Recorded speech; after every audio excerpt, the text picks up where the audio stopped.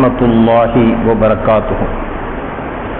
رب اشرح لي صدري ويسر لي أمري واحلل عقدة من لساني يفقهوا قولي. سبحانك لا علم لنا إلا ما علمتنا إنك أنت العليم الحكيم. ما شاء الله كان وما لم يشأ لم يكن. لا حول ولا قوة إلا بالله العلي العظيم. إن أريد إلا الإصلاح ما استطعت وما توفيقي إلا بالله عليه توكلت وإليه أنيب. الحمد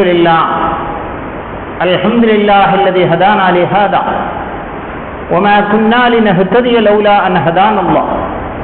الصلاة والسلام على أشرف خلق الله. أما بعد، قال الله تعالى في القرآن العظيم والفرقان المجيد بعد أعوذ بالله من الشيطان الرجيم بسم الله الرحمن الرحيم. وما كان لنبي أن يغل ومن يغلل يأتي بما غل يوم القيامة.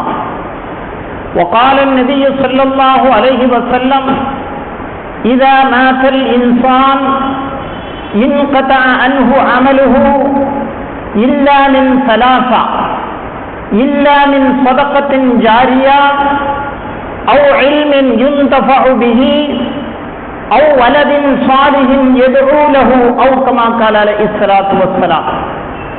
விரிந்த விண்ணை, பரந்த மண்ணை, கடலினை, மலையை, கதுமதி உடுவை, அடவியை, புடவியை மற்றும் அண்டகோடிகள் அனைத்தையும் வடிவுறத் தனது பேருடையதனால் வகுத்து வெவ்வேறாய் அமைத்து உடலினுக்கு உயிராய் உயிரினுக்கு உடலாய் உறைந்திருக்கும் மெய்ப்பொருளே உன் புகழ் போற்றி.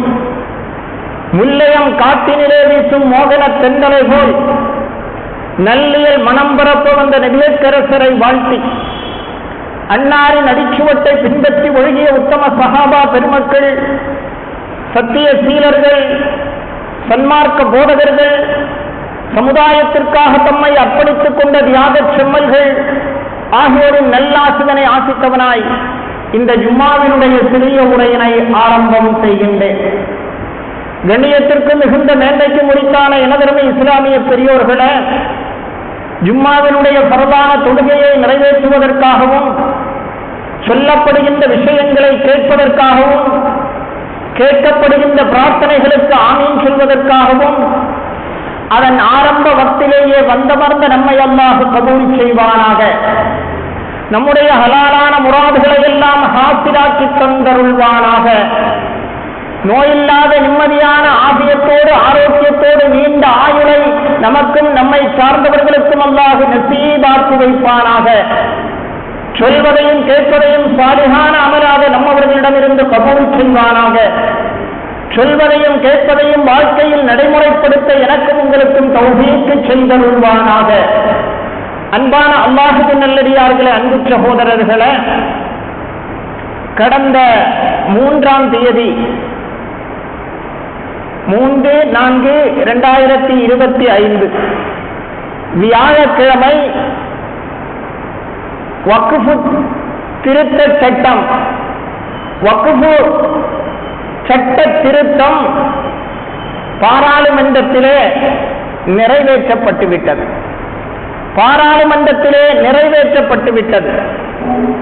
இராணுவம், இந்தியாவை பொறுத்தமட்டில் இராணுவம், ரயில்வே, அதற்கு அடுத்தபடியாக அதிக சொத்துக்களை கொண்டது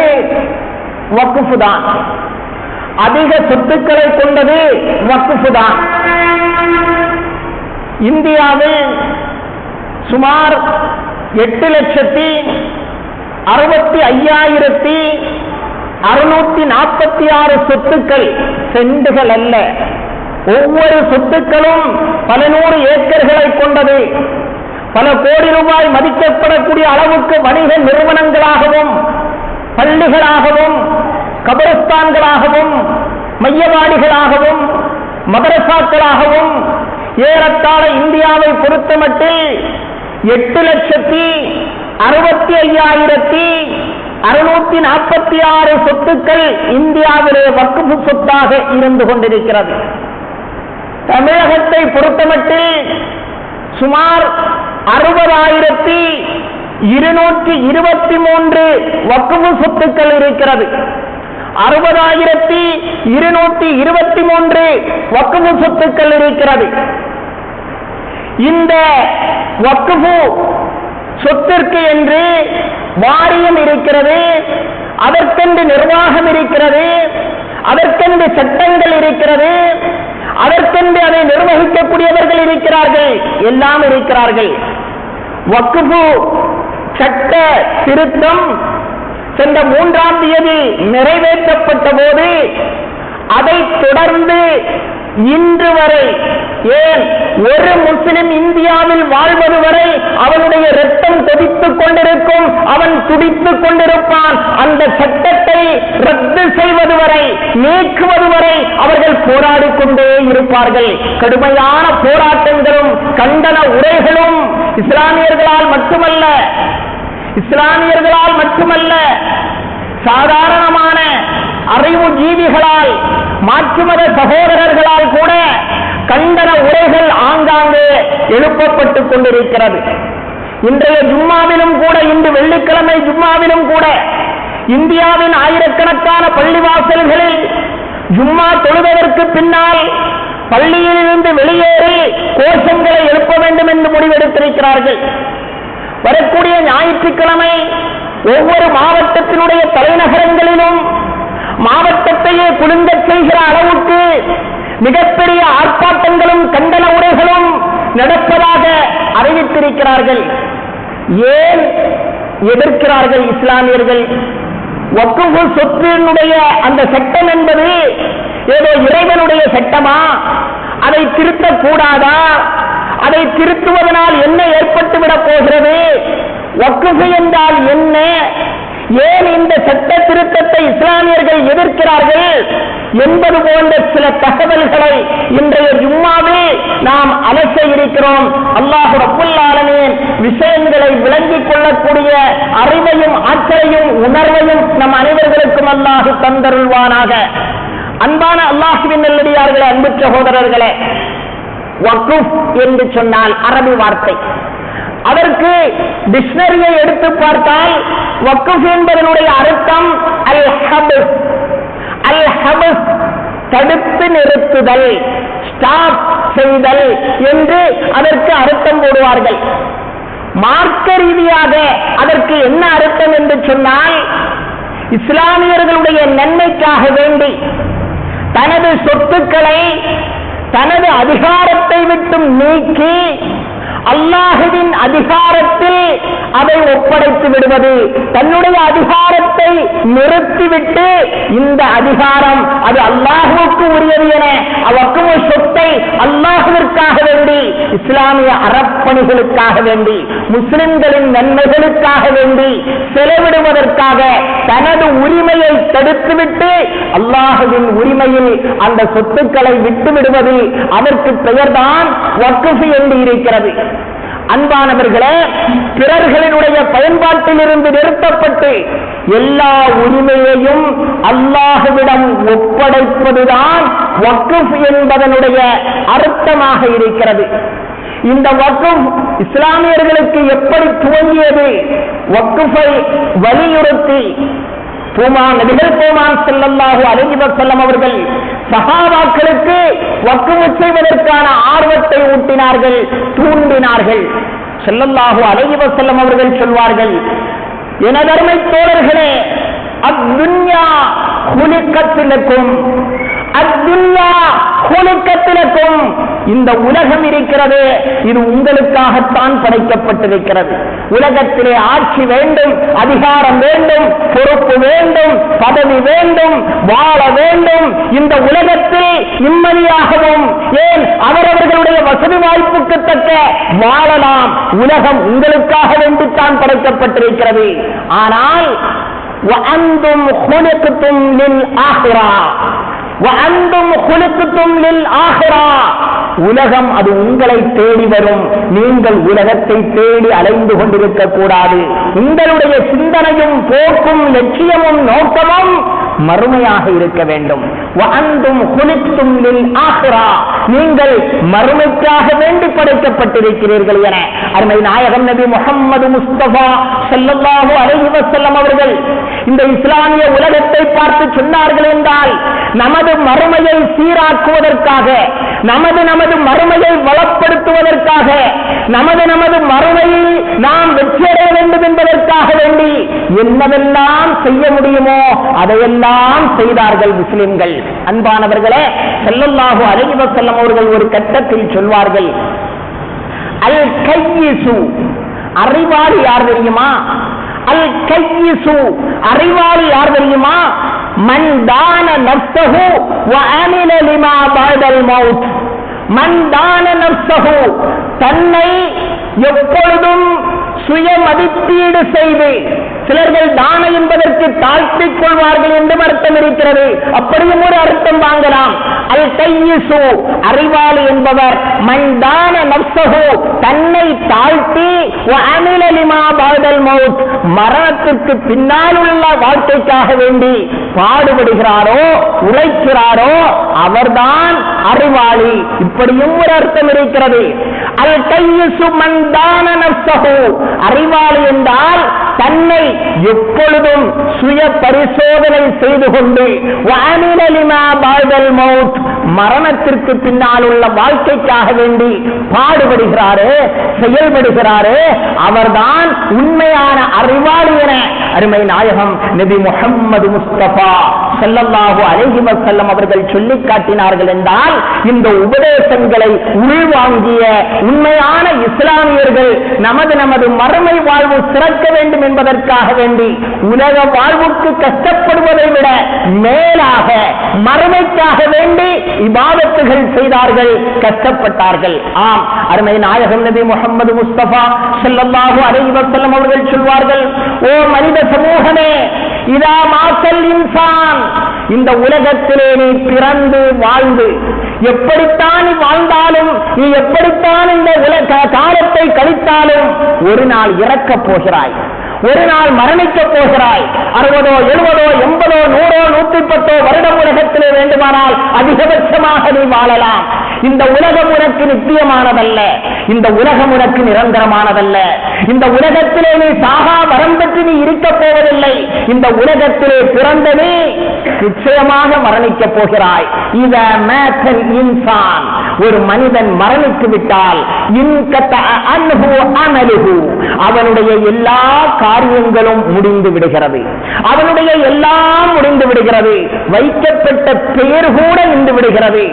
நான் மௌத்தாகிவிட்டால், ஷரபுத்தீன் மௌத்தாகிவிட்டாரே, ஷரபுத்தீனை எப்பொழுது எழுப்புகிறீர்கள், எப்பொழுது அடக்கப் போகிறீர்கள் என்று யாருமே கேட்க மாட்டார்கள்.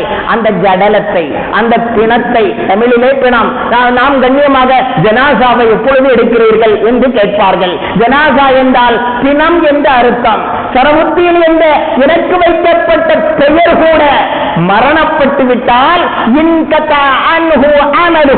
அவனுடைய எல்லாம் அவனுடைய எல்லாமே முடிந்து போகிறது.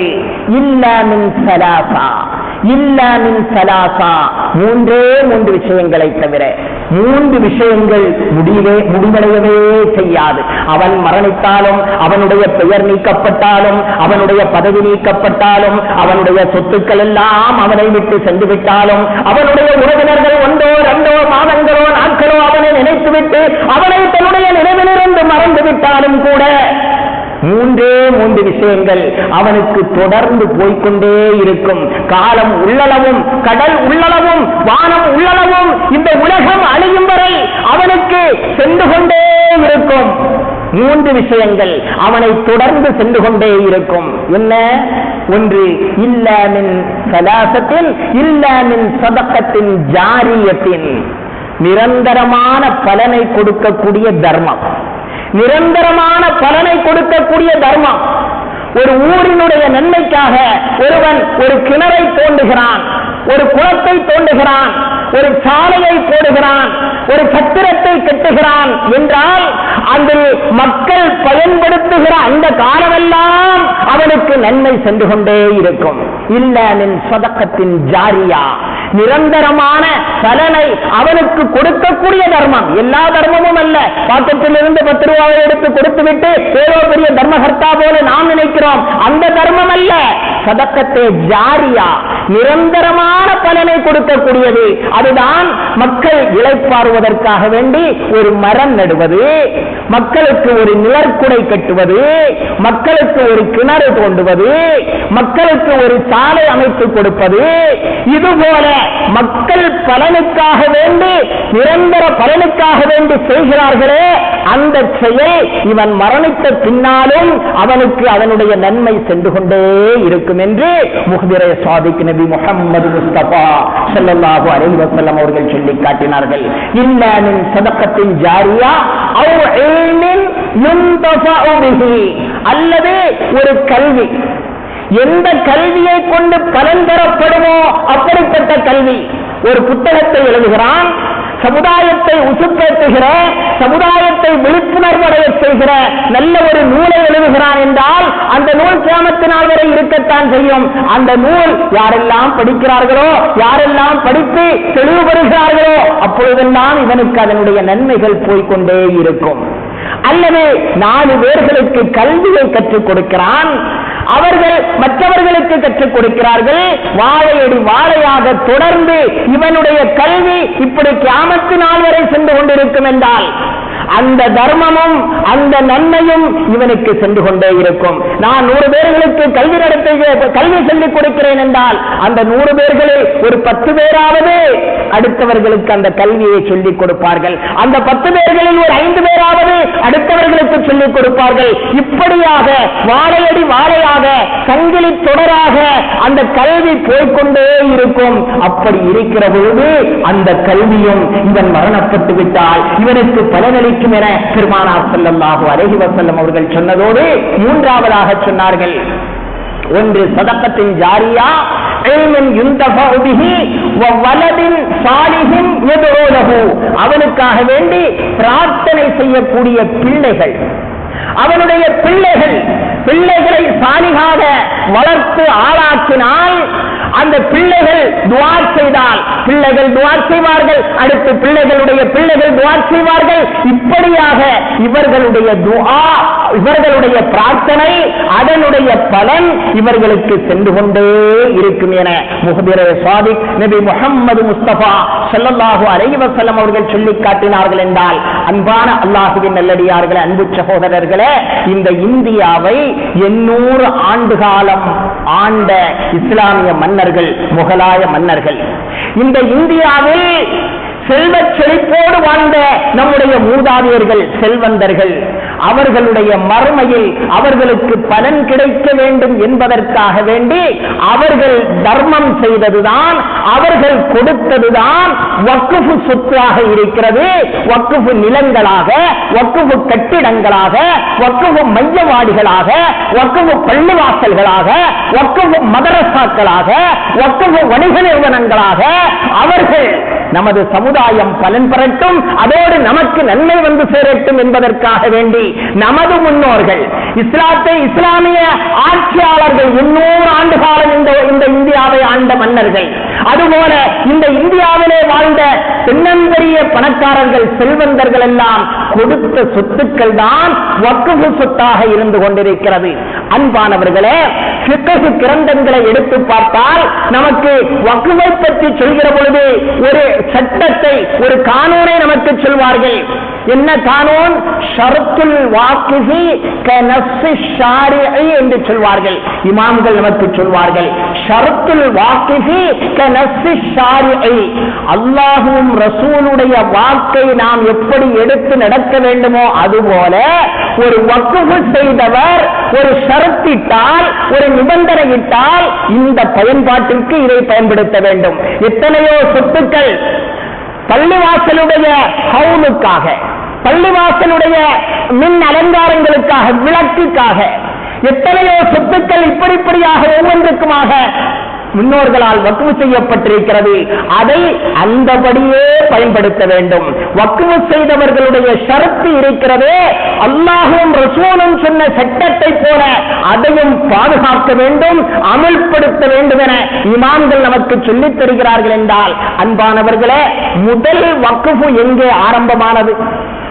முதலாக வக்ஃப் செய்தவர்கள் யார் என்பதை பார்க்கிற பொழுது சரித்திரத்திலே பல்வேறு விதமான சரித்திரங்கள் சொல்லப்பட்டாலும் கூட நீண்ட நெடிய எனது ஆய்வுக்கு பின் நான் தேடிய வகையில் முதல் வக்ஃப் ஹிஜ்ரத் செய்ததற்கு பின்னால் கண்மணி நாயகம் நபி முஹம்மது முஸ்தபா ஸல்லல்லாஹு அலைஹி வஸல்லம் அவர்கள் மக்காவை துறந்து மக்காவில் 13 ஆண்டு காலம் வாழ்ந்தார்கள். இஸ்லாத்திற்கு எந்த அஸ்திவாரமும் அடித்தளமும் அவர்களால் அமைக்க முடியவில்லை. எனவேதான் இஸ்லாத்திற்கு ஒரு அஸ்திவாரம் இட வேண்டும் என்பதற்காக, அடித்தளம் அமைக்க வேண்டும் என்பதற்காக, இஸ்லாத்தினுடைய வளர்ச்சியை உலகெங்கிலும் பரவச் செய்ய வேண்டும் என்பதற்காக மக்காவை துறந்து மதீனா சென்றார்களே. சென்ற ஓரிரு வாரங்களில் அல்லது ஒரு சில மாதங்களில் முதல் வக்ஃப் அங்கே நடக்கிறது. ஸல்லல்லாஹு அலைஹி வஸல்லம் வக்ஃபை வலியுறுத்தி உஸ்மான் ரலியல்லாஹு தன்னுடைய அன்பு மருமகனாரான உஸ்மான் ரலியல்லாஹு அன்ஹு அவர்களை அழைத்து சொன்னார்கள், யா உஸ்மான், மக்கள் எல்லாம் கஷ்டப்படுகிறார்கள். மக்காவில் இருந்து மதீனாவுக்கு வந்த மக்களுக்கு மதீனாவினுடைய தண்ணீர் பிடிக்கவில்லை, ஒத்து வரவில்லை. மக்காவினுடைய மதுரமான தண்ணீரை குடித்துவிட்டு மதீனாவிலே வந்து பார்க்கிறார்கள், அது உப்பு சுவையும் தண்ணீர் அவர்களுக்கு ஒத்து வரவில்லை. தாகத்தால் தவிக்கிறார்கள், மக்கள் வாடுகிறார்கள். எனவே மஸ்ஜிதே நபவியில் இருந்து ஒரு 5 கிலோமீட்டர் தொலைவு தூரத்திலே பிஅருர் ரூமா என்று சொல்லக்கூடிய ஒரு கிணறு இருக்கிறது. அந்த கிணறு யூதனிடம் இருந்ததாகவும் சில வரலாறு சொல்கிறது, இஸ்லாத்தை ஏற்ற முஸ்லிமிடம் இருந்ததாகவும் சில வரலாறு சொல்கிறது. உஸ்மான் ரலியல்லாஹு அன்ஹு அவர்களை அழைத்து சொன்னார்கள், ஓ உஸ்மானே, நான் உங்களுக்கு சுவனத்தினுடைய ஊற்று உங்களுக்கு கிடைக்கும் என்று நான் உங்களுக்கு வாக்குறுதி தருகிறேன். இந்த பிஅர ரூமாவை நீங்கள் வாங்கி அதை முஸ்லிம்களுக்கு வக்ஃப் செய்தீர்களா, முஸ்லிம்களுக்கு கொடுத்தீர்களா என்று கேட்கிறார்கள். உஸ்மான் ரலியல்லாஹு அன்ஹு, யா ரசூலல்லாஹ், சுவனத்தினுடைய நீரூற்று எனக்கு கிடைக்குமா என கேட்டவர்களாக அந்த பிஅர ரூமாவை உஸ்மான் ரலியல்லாஹு அன்ஹு அவர்கள் 35,000 திர்ஹம், உஸ்மான் மிகப்பெரிய செல்வந்தராக இருந்தவர்கள், 35,000 திர்ஹம் அப்பொழுது கொடுத்து அந்த பிஅர ரூமாவை வாங்கி அதில் அந்த கிணற்றிலே மேலதிகப்படியான வேலைகளும் செய்து இஸ்லாமியர்களுக்காக வேண்டி வக்ஃப் செய்கிறார்கள். இது யாருக்கும் தனிப்பட்ட ப்ராப்பர்ட்டி அல்ல, கிணறு அல்ல. எல்லா முஸ்லிமும் இதிலிருந்து பலன் பெறலாம். முஸ்லிம்கள் தண்ணீர் எடுக்கலாம், முஸ்லிம்கள் குடிக்கவும் குளிக்கவும் இன்னொரு உபயோகத்திற்கும் அவர்கள் பயன்படுத்தலாம் என பிஅர ரூமாவை உஸ்மான் ரலியல்லாஹு அன்ஹு அவர்கள் இஸ்லாத்தினுடைய ஆரம்ப காலகட்டத்தில் மதீனா சென்ற சில வாரங்கள் அல்லது சில மாதங்களிலேயே முதல் வக்ஃப் ஸல்லல்லாஹு அலைஹி வஸல்லம் அவர்களுடைய தூண்டுதலால் அவர்களுடைய மருமகனான உஸ்மான் ரலியல்லாஹு அன்ஹு அவர்களால் இந்த சமுதாயத்திற்கு செய்யப்பட்டது முதல் வக்ஃபாக இருக்கிறது. அன்பானவர்களே, அருமை நாயகம் நபி முஹம்மது முஸ்தபா ஸல்லல்லாஹு அலைஹி வஸல்லம் அவர்கள் பிஅர ரூமாவை வாங்கி இஸ்லாமியர்களுக்கு வக்ஃப் செய்த அந்த உஸ்மான் ரலியல்லாஹு அவர்களை பார்த்து சொன்னார்கள், அம்மா அறிந்து கொள்ளுங்கள், இன்ன உஸ்மான், நிச்சயமாக உஸ்மான், லௌலா ஷையுன் யஅமலுஹு பஅத ஹாதா, இந்த பிஅர ரூமாவை வக்ஃப் செய்ததற்கு பின்னால் எந்த ஒரு நல்ல காரியம் அவர் செய்யாவிட்டாலும் கூட, இல்லா பிஅர ரூமா, இந்த பிஅர ரூமாவை வக்ஃப் செய்ததற்கு பின்னால் எந்த ஒரு புண்ணிய காரியமும் எந்த ஒரு நல்ல காரியமும் அவர் செய்யாவிட்டாலும் கூட கான லஹு பிஹா அஜ்ர், இதுவே அவருக்கு போதும். மறுமை வாழ்வு சிறக்க, மறுமையில் வல்லான் வழங்குகின்ற உயர்ந்த சுவனவதிக்கு அவர் செல்வதற்கு இதுவே அவருக்கு போதுமாகும் என அருமை நாயகம் நபி முஹம்மது முஸ்தபா ஸல்லல்லாஹு அலைஹி வஸல்லம் அவர்கள் சொன்னார்கள் என்றால், அன்பானவர்களே, இஸ்லாத்தினுடைய முதல் வக்ஃப் அங்கிருந்துதான் ஆரம்பமாகிறது. இரண்டாவது வக்ஃபை நாம் தேடி பார்க்கிற பொழுது ஹைபர் யுத்தம் நடந்ததற்கு பின்னால் உமர் ரலியல்லாஹு அன்ஹு அவர்களுக்கு மிகப்பெரிய ஒரு சொத்து கனீமத்தாக, கொள்ளை பொருளாக கைபரில் இருந்து கிடைக்கிறது. உமர் ரலியல்லாஹு அன்ஹு அவர்கள் அல்லாஹுடைய சட்டதிட்டங்களுக்கு தன்னை முழுமையாக அப்படியே அர்ப்பணித்துக் கொண்டவர்கள், கேட்டுவிட்டு கேட்காதது போல இருக்கக்கூடியவர்கள் அல்ல. அல்லாஹ் சொல்கிறானே,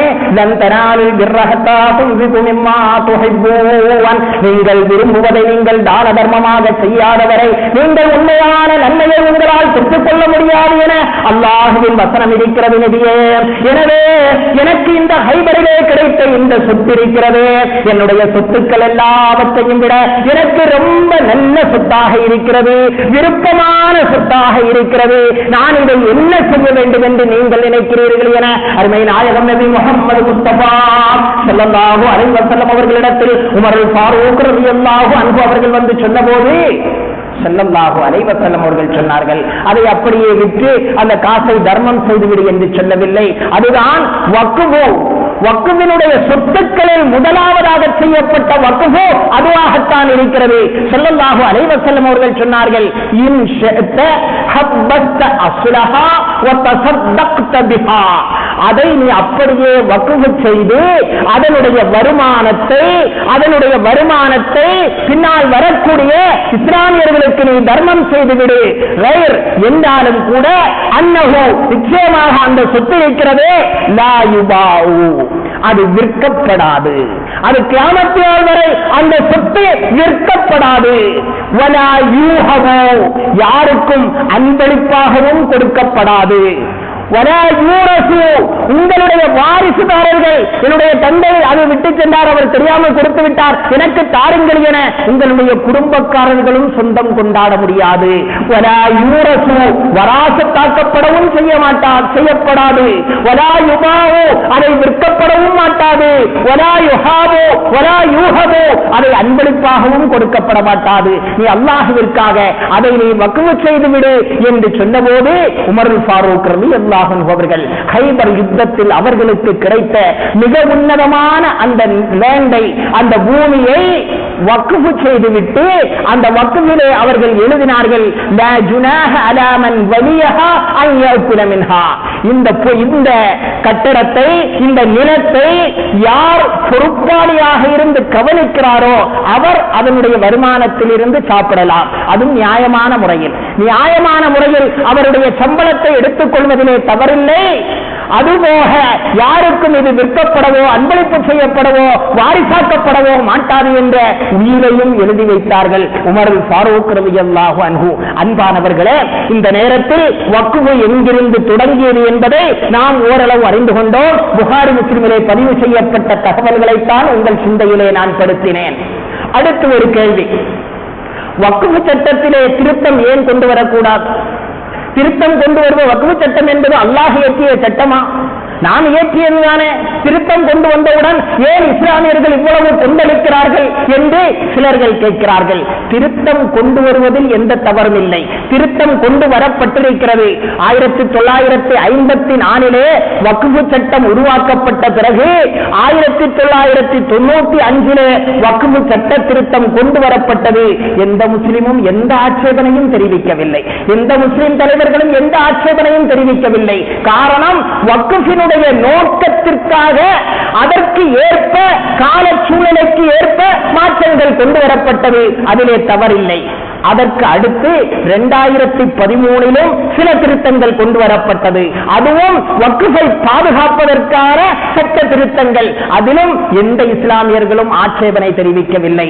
ஆனால் கடந்த 3ஆம் தேதி வியாழக்கிழமை வக்ஃப் சட்ட திருத்தம் பாராளுமன்றத்திலே நிறைவேற்றப்பட்ட போது இந்திய இஸ்லாமியர்கள் கொதித்து போய் ஆங்காங்கே கண்டனங்களை நிறைவேற்றிக் கொண்டிருக்கிறார்கள். கண்டனங்களை அவர்கள் தங்களுடைய எதிர்ப்பை வெளிப்படுத்திக் கொண்டிருக்கிறார்கள். அன்பானவர்களே, முதலிலே இந்த சட்டத்தை கொண்டு வருபவன் யார் என்பதை பார்க்க வேண்டும். வன்மத்தினுடைய குடோனாக, வன்மத்தினுடைய உச்சபட்சமாக இருக்கக்கூடிய பாசிச பாரதிய ஜனதா இந்த சட்ட திருத்தத்தை கொண்டு வருகிறது. இந்த சட்ட திருத்தத்தை கொண்டு வருகிறது. இவர்கள் ஏதாவது நன்மை முஸ்லிம்களுக்கு செய்வார்களா? சமீபத்திலே ஹோலி பண்டிகை நடந்தது. அந்த புல்டோசர் சாமியார், யூபியிலே ஆளக்கூடிய சாமியார், அவன் என்ன சொன்னான்? வெள்ளிக்கிழமை எங்களுக்கு ஹோலி பண்டிகை என்பதனால் நீங்கள் யாரும் வெளியே வரக்கூடாது என பள்ளிகள் எல்லாம் துணி போட்டு மறைக்கப்பட்டு நீங்கள் தொழாதீர்கள் என்று சொன்னான். இவன் முஸ்லிம்களுக்கு நன்மை செய்யக்கூடியவனா? இவனிடமிருந்து இஸ்லாமியர்களுக்கு நன்மையை எதிர்பார்க்க முடியுமா? ஆசிஃபா என்று சொல்லக்கூடிய ஒரு சிறுமி கோயில் கருவறைக்குள் வைத்து அவர் அந்த ஆசிஃபா என்று சொல்லக்கூடிய சிறுமி பாலியல் வன்புணர்வு செய்யப்பட்டு அவள் அடித்து கொல்லப்பட்டு 3 நாட்களாக கோயில் கருவறைக்குள் வைத்து பாலியல் வன்முறை செய்யப்பட்டு கொல்லப்பட்ட அந்த ஆசிஃபா என்ற சிறுமியை அவர்களை பாலியல் வன்புணர்வு செய்த அந்த மனித மிருகங்களை ஜெயிலில் அடைத்த போது பாரதிய ஜனதா இந்திய கொடியை தாங்கி ஊர்வலம் நடத்தியது அவர்களை வெளியே விடுவதற்காக. தேசிய கொடியேந்தி ஊர்வலம் போனவர்கள் இந்த பாசிச பாரதிய ஜனதாக்காரர்கள். இவர்களால் இஸ்லாமியர்களுக்கு ஏதாவது நன்மை செய்ய முடியும் என்று நாம் நினைத்து பார்க்க முடியுமா? அன்பானவர்களே, 2002 இன்று பிறக்கக்கூடிய குழந்தைகளுக்கும் கூட அந்த 2002 நாம் நினைவுபடுத்த கடமைப்பட்டிருக்கிறோம். 2002 குஜராத்தில் ஏறத்தாழ 3000 முஸ்லிம்கள் கதற கொல்லப்பட்டார்களே, இன சுத்திகரிப்பு செய்யப்பட்டது. காங்கிரஸ் எம்பியாக இருந்த எஹ்சான் ஜாபரி உயிரோடு தீ வைத்து கொளுத்தப்பட்டாரே. இவர்களா முஸ்லிம்களுக்கு நன்மை செய்ய போகிறார்கள்? PM ஆபீஸுக்கும் CM ஆபீஸுக்கும் போன் செய்கிறார். 2 நாள் எந்த போனையும் யாரும் எடுக்கக்கூடாது என்ற அந்த கட்டளையோடு மோடி முதல்வராக இருந்த அந்த குஜராத்தில் ஏறத்தாழ 3000 முஸ்லிம்கள் கொல்லப்பட்டார்களே. இவர்களா முஸ்லிம்களுக்கு நன்மை செய்ய போகிறார்கள்? அன்பானவர்களே, பில்கிஸ் பானு என்று சொல்லக்கூடிய அந்த ஒரு முஸ்லிம், தன்னுடைய கற்பமான ஒரு முஸ்லிம் பில்கிஸ் பானு, அதனுடைய கேஸ் கூட எல்லோருக்கும் தெரியும். தன்னுடைய 3 வயது குழந்தையை இந்த மனித மிருகங்கள் காலை பிடித்து தலையை பாறையிலே அடித்து கொன்றுவிட்டு இவளையும் கூட்டு பலாத்காரம் செய்துவிட்டு சென்றார்களே பில்கிஸ் பானு. அவர்கள் எப்படியோ உயிர் தப்பி அவர்கள் இவர்களுக்கு தண்டனை வாங்கி கொடுக்க வேண்டும் என்பதற்காக எவ்வளவோ பாடுபட்டு குறிப்பிட்ட சில நபர்களுக்கு தண்டனை வாங்கி கொடுத்தார். இந்த பாரதிய ஜனதா அரசு வந்தவுடன் அவர்களை அப்படியே விடுதலை செய்தது மட்டுமல்ல, இஸ்லாமியர்களுடைய இதயத்தில் வேல் பாய்ச்சுவது போல இவர்கள் எல்லாம் நல்லவர்கள், காரணம் இவர்கள் எல்லாம் பிராமணர்கள் என்று சொல்லி அவர்களை விடுதலை செய்தது மட்டுமல்ல, அவர்கள் விடுதலை செய்யப்படுகிற பொழுது மாலை போட்டு அவர்களை வரவேற்றார்கள். இந்த கயவர்கள் ஏதாவது முஸ்லிம்களுக்கு நன்மை செய்வார்கள் என்று நம்மால் எதிர்பார்க்க முடியுமா? அன்பான அல்லாஹ்வின் நல்லடியார்களே, அன்பு சகோதரர்களே, குஜராத்தில் நரோடா பாட்டியா என்று சொல்லக்கூடிய ஒரே இடத்தில் 90 முஸ்லிம்களை தீ வைத்து கொளுத்தி கொண்ட கொடூரமானவர்கள் தான், மனித பிசாசுகள் தான், ஓநாய்கள் தான் இந்த பாஜக காரர்கள் என்று சொன்னால் அது மிகையல்ல. இப்படிப்பட்டவர்கள் முஸ்லிம்களுக்கு ஏதாவது நன்மையை செய்வார்களா? இந்த 90 முஸ்லிம்கள் நரோடா பாட்டியாவிலே தீ வைத்து கொல்லப்படுகிற பொழுது அதற்கு முழு முதல் தலைவனாக இருந்த மனோஜ் குப்ரானி என்று சொல்லக்கூடியவனை அரசாங்கம் ஜெயிலில் அடைத்தது. உடனே அவனுக்கு பெயில் கொடுத்து அவனை வெளியே விட்டுவிட்டு அவனுடைய மகளுக்கு அதே நரோடா பாட்டியாவில் தேர்தலில் போட்டியிடக்கூடிய வாய்ப்பை கொடுத்தவர்கள் தான் இந்த பாசிச பாஜக என்பதை நாம் விளங்கிக் கொள்ள கடமைப்பட்டிருக்கிறோம்.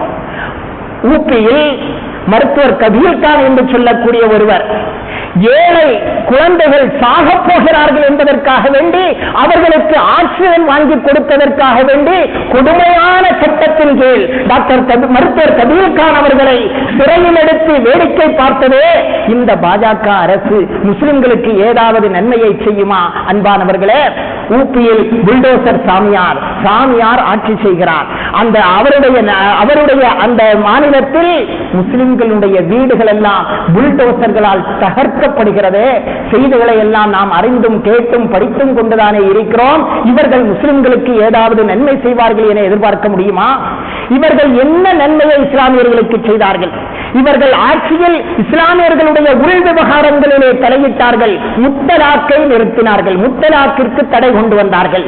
ஒருவன் முத்தலாக் சொல்லிவிட்டால் அவனை ஜெயிலிலே அடைத்து அவன் ஜெயிலில் இருக்கிற பொழுது எப்படி அவன் ஜீவனாம்சம் கொடுப்பான் என்ற கூட புத்தி கூட இல்லாமல் அவன் ஜெயிலில் இருக்கிற காலமெல்லாம் அந்த பெண்ணுக்கு ஜீவனாம்சம் இவன் கொடுக்க வேண்டும் என மதியற்ற சட்டத்தை கொண்டு வந்தவர்கள் தான் இந்த பாஜக பாசிச பாஜக காரர்கள். அது மட்டுமல்ல, இஸ்லாமியர்கள் நிறைந்து செறிந்து வாழக்கூடிய காஷ்மீரை துண்டு துண்டாக்கி அதற்கிருந்த சிறப்பு அந்தஸ்தை நீக்கியவர்கள் தான் இந்த பாசிச பாஜகர்கள்.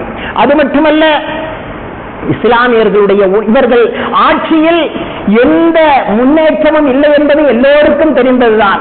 இவர்கள் ஆட்சிக்கு வந்ததிலிருந்து இஸ்லாமியர்களை, கிறிஸ்தவர்களை, சீக்கியர்களை, தமிழ்நாட்டை அல்லது தமிழர்களை யாரை வஞ்சிக்க வேண்டும், யாருக்கு துரோகம் செய்ய வேண்டும் என்பதைத்தான் இவர்கள் சிந்தித்து செயல்பட்டுக் கொண்டிருக்கிறார்கள். முஸ்லிம்களுடைய உணவிலே தலையிட்டார்கள். முஸ்லிம்கள் சாப்பிடக்கூடிய அந்த பீஃப், அதை தடை செய்ய வேண்டும். பீஃபை வைத்திருந்ததாக அடித்துக் கொண்டு உட்பட்ட எத்தனையோ சகோதரர்கள் இருக்கிறார்கள். இவன் பீஃப் வைத்திருந்தான், இவன் பீஃபை ரயிலிலே கொண்டு சென்றான் என்பதற்காக வேண்டி எத்தனையோ முஸ்லிம் சகோதரர்கள் அடித்துக் கொள்ளப்பட்டார்கள்.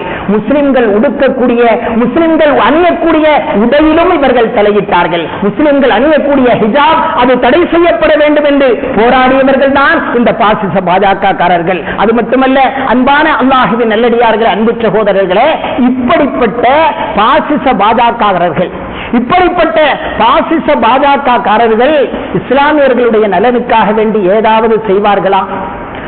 ஆடு மலையிலே நனைகிறது என்றால் கவலைப்படுவதில் தவறில்லை, கவலைப்படலாம், கவலைப்படுவது நியாயம்தான்.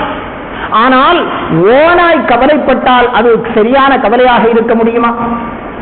ஆடு நனைகிறதே என யார் வேண்டுமானாலும் கவலைப்படலாம், பாவம் மலையிலே ஆடு நனைகிறது என்று. ஆனால் ஓனாய் கவலைப்பட்டால் அது எவ்வளவு பெரிய சூழ்ச்சி.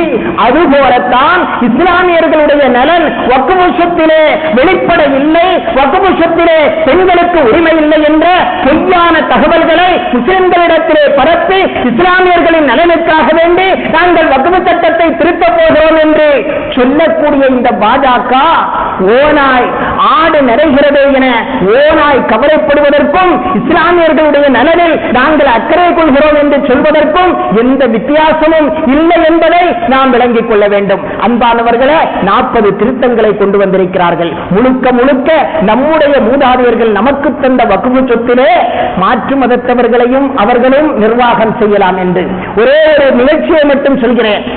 நமக்கு எப்படி வக்ஃப் சொத்துக்கள் இருக்கிறதோ அதுபோல இந்துக்கு சகோதரர்களுக்கும் இந்து அறநிலையத்துறை என்று ஒன்றிருக்கிறது.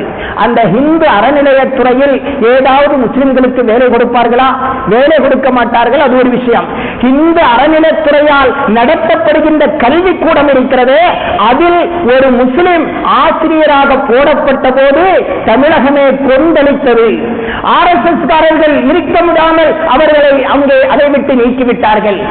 இந்து அறநிலையத்துறை நடத்தக்கூடிய கோவிலில் அல்ல, ஒரு கல்வி ஸ்தாபனத்தில் ஒரு முஸ்லிம் ஆசிரியருக்கு வேலை கொடுக்கப்பட்ட போது அவர்களால் பொறுத்துக் கொள்ள முடியவில்லை. ஏன்?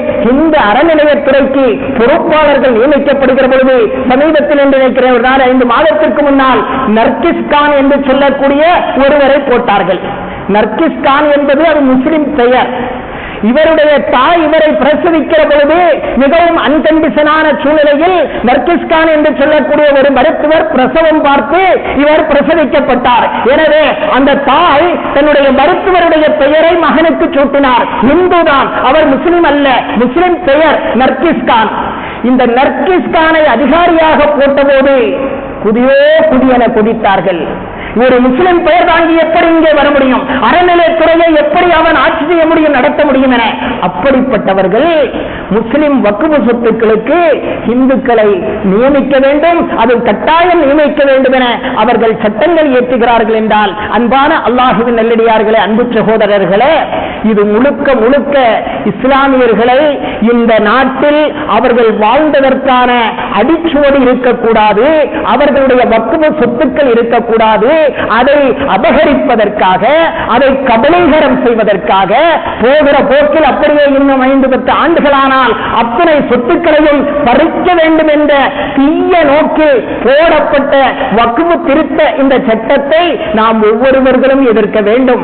இன்ஷா அல்லாஹ் வரக்கூடிய ஞாயிற்றுக்கிழமை எல்லா மாவட்டத்தினுடைய தலைநகரங்களிலும் பெரிய அளவில் போராட்டங்களும் ஆர்ப்பாட்டங்களும் நடக்கிறது. கடலூரிலே நடக்கிற அந்த ஆர்ப்பாட்டத்தில் மாலை 5 மணிக்கு இன்ஷா அல்லாஹ் முடிந்த சகோதரர்கள் ஒவ்வொருவர்களும் அவர்கள் பங்கெடுக்க வேண்டும்.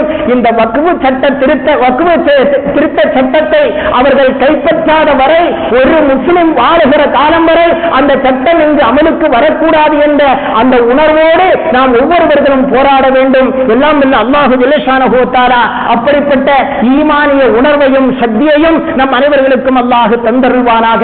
இமாமுனா ஷாஃபி ரஹ்மத்துல்லாஹி அலைஹி அவர்கள் சொன்ன ஒரே ஒரு வார்த்தையை சொல்லி என் உரையை நிறைவு செய்கிறேன். இமாமுனா ஷாஃபி ரஹ்மத்துல்லாஹி அலைஹி அவர்கள் சொன்னார்கள், மாற்று மத சகோதரர்கள் ஒரு 2 தினங்களுக்கு முன்னால் ஒரு டிவி நிகழ்ச்சியை பார்த்துக் கொண்டிருக்கிற பொழுது சொல்கிறார், இந்த முஸ்லிம்களுக்கு இருக்கக்கூடிய பொறுமை அது என்னதான் பொறுமை என்று எனக்கு தெரியவில்லை, இவ்வளவு பெரிய பொறுமை காக்கிறார்களே, எங்கிருந்து இவர்களுக்கு இந்த பொறுமை கிடைத்தது என அவரே ஆச்சரியப்படுகிறார். இமாம் ஷாஃபி ரஹ்மத்துல்லாஹி அலைஹி அவர்கள் சொன்னார்கள், ஃபமன் உஸ்துகுலிப, யார் கோபம் உண்டாக்கப்பட்டு வலம் யகுலப், அவன் கோபப்படவில்லை என்றால், அடிக்க அடிக்க குனிந்து கொண்டே ஒருவன் இருக்கிறான் என்றால் கோபம் அடைய செய்தும் ஒருவனுக்கு கோபம் வரவில்லை என்றால் அவன் மனுஷன் அல்ல, அவன் கழுதை என இமாமுனா ஷாஃபி ரஹ்மத்துல்லாஹி அலைஹி அவர்கள் சொன்னார்கள் என்றால், அன்பானவர்களே, பொறுத்தது போதும், பொங்கி எழ வேண்டும். நமது உரிமையை நிலைநாட்டுவதற்காக, நமது இஸ்லாமிய ஷரீஅத்தை பாதுகாப்பதற்காக, நாம் மார்க்கத்தை நிலைப்படுத்துவதற்காக, நமது முன்னோர்கள் நமக்கு வழங்கிய வக்ஃப் சொத்தை பாதுகாப்பதற்காக, கியாமத் நாள் வரை இஸ்ஸத்தோடும் கண்ணியத்தோடும் இந்த இந்திய திருநாட்டில் நாம் வாழ்வதற்காக, நமது சந்ததிகள் வாழ்வதற்காக நாம் போராட கடமைப்பட்டிருக்கிறோம் என்பதை நமது நெஞ்சங்களிலே நாம் நிறுத்திக் கொள்வோமாக. எல்லாம் அல்லாஹ் ஜல்ல ஷானஹு வ தஆலா அப்படிப்பட்ட பலத்தையும் ஈமானிய உணர்வையும் நம் அனைவர்களுக்கும் தந்தருள் புரிவானாக. நமது வக்ஃப் சொத்துக்களை அல்லாஹ் பாதுகாப்பானாக. நமது முன்னோர்கள் நமது சமுதாயத்தினுடைய நலனுக்காக வேண்டி வழங்கிய அந்த வக்ஃப் சொத்துக்கள் கியாமத் நாள் வரை அந்த பலனுக்காக வேண்டி பயன்படுத்தப்படக்கூடிய முறையில் அல்லாஹ் அதை ஆட்சி அருள் புரிவானாக. அதை அபகரிக்க நினைக்கக்கூடிய, அதை கபலீகரம் செய்ய நினைக்கக்கூடிய அத்துணை தீய சக்திகளையும் அல்லாஹ் நிர்மூலமாக்குவானாக. அல்லாஹ் அவர்களுக்கு ஹிதாயத்தை காட்டுவானாக. அப்படி ஹிதாயத்து அவனுடைய நசீபிலே இல்லை என்றால் அவர்களை இந்த நாட்டை விட்டு அவர்களை ஒன்றுமில்லாமல் ஆக்குவானாக என்ற அந்த நல்ல பிரார்த்தனையோடு நிறைவு செய்கிறேன். அஸ்ஸலாமு அலைக்கும் வரஹ்மத்துல்லாஹி